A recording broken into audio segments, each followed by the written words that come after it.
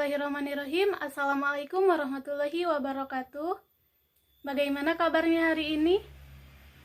Mudah-mudahan semuanya sehat dan mudah-mudahan selalu dalam lindungan Allah Subhanahu wa Ta'ala, kapanpun dan dimanapun kita berada. Amin ya Allah ya Rabbal Alamin.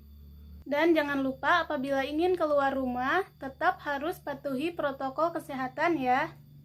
Baik, sebelum memasuki pembelajaran, alangkah baiknya kita berdoa terlebih dahulu. Berdoa menurut kepercayaan masing-masing, berdoa dimulai. Selesai. Sekarang silahkan isi presensi yang telah Ibu bagikan linknya di grup WA. Baik, sebelum ke materi, Ibu mau nanya dulu nih. Mengapa nutrisi yang dibutuhkan oleh tubuh kita dapat diedarkan ke seluruh tubuh? Ada yang tahu jawabannya? Kalau tidak, coba perhatikan gambar berikut. Nah, kalian tahu kan, telur itu baik untuk kesehatan otak kita. Mengapa? Karena telur banyak mengandung protein. Nah, lalu siapa sih yang mengedarkan protein sampai ke otak? Nah, hal inilah yang akan kita bahas pada pertemuan kali ini. Untuk itu, simak videonya, jangan lupa siapkan alat tulis, dan catat apabila ada poin-poin yang penting.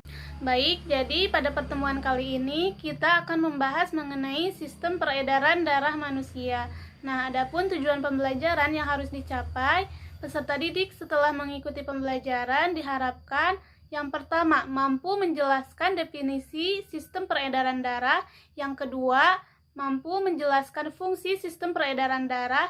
Yang ketiga, mampu menyebutkan komponen penyusun darah. Yang keempat, mampu menjelaskan macam-macam golongan darah dan transfusi darah. Dan yang kelima, mampu menjelaskan mengenai proses pembekuan darah. Oke, sekarang coba perhatikan gambar berikut. Nah, apa yang akan terjadi apabila kaki terluka? Lalu, kenapa pada saat terluka, darah yang keluar dapat membeku? Nah, lalu, apakah semua orang memiliki golongan darah yang sama? Oke, semuanya akan kita bahas ya. Baik, yang pertama kita akan membahas mengenai definisi sistem peredaran darah. Nah, sistem peredaran darah yaitu sistem organ yang berfungsi mengangkut oksigen, zat-zat makanan atau nutrisi seperti glukosa, protein, dan lemak dari jantung ke seluruh tubuh. Fungsi sistem peredaran darah yang pertama yaitu sebagai pengangkut oksigen ke sel tubuh untuk melakukan respirasi sel. Nah, yang kedua yaitu sebagai pengangkut nutrisi ke seluruh tubuh yang dihasilkan oleh sistem pencernaan. Yang ketiga yaitu sebagai pengangkut limbah, hasil metabolisme tubuh dan racun yang membahayakan tubuh. Nah, yang keempat yaitu mengangkut hormon yang dihasilkan oleh kelenjar endokrin. Yang kelima sebagai imunitas tubuh yang dilakukan oleh leukosit. Yang keenam yaitu sebagai termoregulasi, yaitu memelihara suhu tubuh agar tetap normal. Nah, yang ketujuh yaitu menjaga kadar tubuh agar tetap seimbang. Sistem peredaran darah terdiri dari 3 komponen, yaitu darah, kemudian jantung, dan pembuluh darah. Nah, tapi yang akan kita bahas kali ini yaitu mengenai darah. Apa itu darah? Darah merupakan cairan yang mengalir di tubuh kita melalui kumpulan jaringan pembuluh darah. Darah memiliki beberapa fungsi. Yang pertama yaitu sebagai alat transportasi. Nah, darah ini berfungsi mengedarkan zat-zat yang diperlukan oleh tubuh seperti oksigen, nutrisi, dan hormon. Fungsi darah yang kedua yaitu sebagai alat regulasi, di mana darah ini berperan sebagai pengatur dan penyeimbang suhu tubuh. Nah, fungsi darah yang ketiga yaitu alat proteksi, di mana darah ini berfungsi sebagai alat proteksi atau pelindung tubuh dari berbagai macam penyakit. Darah terdiri dari 2 komponen, yaitu ada plasma darah dan sel-sel darah. Sel-sel darah terdiri dari sel darah merah, sel darah putih, dan trombosit. Nah, darah apabila dipresentasikan terdiri dari 55% plasma darah, kemudian kurang dari 1% terdiri dari sel darah putih dan trombosit, dan sekitar 45% terdiri dari sel darah merah. Oke, yang pertama yaitu plasma darah. Nah, plasma darah ini tersusun dari 90% air, kemudian 8% protein, 0,9% mineral, dan 0,1% bahan organik. Air berfungsi sebagai pelarut zat-zat lain yang ada di dalam darah. Protein plasma berfungsi sebagai penyeimbang osmosis, yaitu fungsi dari albumin, fungsi dari globulin, yaitu untuk menghasilkan antibodi, dan fibrinogen untuk pembekuan darah. Kemudian mineral, yaitu untuk menyeimbangkan tekanan osmosis dan mempertahankan pH pada tubuh. Kemudian komponen darah yang kedua yaitu sel-sel darah. Nah, sel-sel darah ini terdiri dari yang pertama ada sel darah merah atau eritrosit. Nah, sel darah merah atau eritrosit ini memiliki ciri bentuknya pipi, kemudian di bagian tengahnya cekung atau bikonkav dan tidak berinti. Eritrosit berwarna merah kekuningan. Warna merah ini disebabkan oleh adanya hemoglobin. Hemoglobin berfungsi untuk mengikat oksigen. Fungsi eritrosit yaitu mengangkut oksigen dan membantu mengangkut karbon dioksida. Nah, dalam keadaan normal, eritrosit ini beredar rata-rata selama 120 hari. Saat sel menua, membran sel akan rapuh dan pecah, kemudian sel darah merah akan dihancurkan di limfa. Nah, yang kedua ada sel darah putih atau leukosit. Nah, leukosit ini terdiri dari granulosit dan agranulosit. Granulosit terdiri dari neutrofil, eosinofil, dan basofil, di mana sel ini bisa hidup sekitar 12 jam yang dibentuk di dalam sumsum tulang. Nah, kemudian agranulosit terdiri dari limfosit dan monosit. Limfosit bisa berumur 100-300 hari yang dapat dibentuk di dalam sumsum tulang. Sementara monosit ini dapat hidup beberapa minggu atau bulan dan dapat dibentuk di sumsum tulang. Sel darah yang ketiga ada keping darah atau trombosit. Nah, trombosit ini berfungsi untuk pembekuan darah. Trombosit memiliki ciri berbentuk kecil, tidak teratur, dan tidak berinti. Nah, setiap 1 mm kubik darah terdapat kurang lebih 250.000 trombosit. Trombosit ini memiliki enzim trombokinase yang berperan dalam pembekuan darah.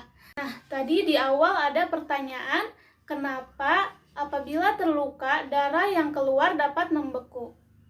Baik, sekarang kita akan bahas ya. Nah, jadi apabila darah keluar karena terluka, maka trombosit akan pecah. Nah, hal inilah yang menyebabkan enzim trombokinase keluar dari trombosit. Kemudian, karena pengaruh ion kalsium dalam darah, enzim trombokinase akan mengubah protombin menjadi trombin. Trombin merupakan senyawa protein yang dibentuk di hati dengan bantuan vitamin K. Nah, selanjutnya trombin akan mengkatalis atau mengubah fibrinogen menjadi benang-benang fibrin. Benang-benang fibrin ini akan menyebabkan luka tertutup dan tidak mengeluarkan darah terus-menerus. Nah, itulah mekanisme pembekuan darah. Jadi pertanyaan yang tadi sudah terjawab ya. Masih semangat semuanya? Harus tetap semangat ya. Oke, sekarang kita lanjutkan mengenai macam-macam golongan darah. Nah, dalam sistem penggolongan darah, kalian perlu memahami dua istilah terlebih dahulu, di mana ada istilah yang namanya antigen atau dikenal juga dengan nama aglutinogen. Nah, yang kedua ada istilah yang namanya antibodi atau sering dikenal dengan agglutinin. Golongan darah terbagi menjadi 4 golongan, yaitu ada golongan darah A, golongan darah B, golongan darah AB, dan juga golongan darah O. Disebut golongan darah A ini apabila eritrosit seseorang mengandung agglutinogen A, sedangkan plasma darahnya mengandung agglutinin beta. Nah, jadi agglutinogen A ini bisa disebut juga dengan antigen A dan agglutinin B disebut anti B. Agglutinin ini adalah zat yang bisa membekukan antigen. Kemudian golongan darah B, di mana golongan darah ini apabila eritrosit seseorang mengandung agglutinogen B, sedangkan plasma darahnya mengandung agglutinin alfa atau anti A. Golongan darah AB. Nah, dikatakan golongan darah AB apabila eritrosit seseorang mengandung aglutinogen A dan aglutinogen B. Sedangkan plasma darahnya tidak mengandung aglutinin. Nah, jadi orang yang bergolongan darah AB ini memiliki antigen A dan antigen B, tetapi tidak memiliki aglutinin atau faktor pembeku darah. Golongan darah O. Nah, dikatakan golongan darah O apabila eritrosit seseorang tidak mengandung aglutinogen, sedangkan plasma darah mengandung aglutinin alfa dan aglutinin beta. Nah, untuk lebih jelasnya dapat dilihat pada tabel ya. Oke, sekarang kita lanjutkan mengenai transfusi darah.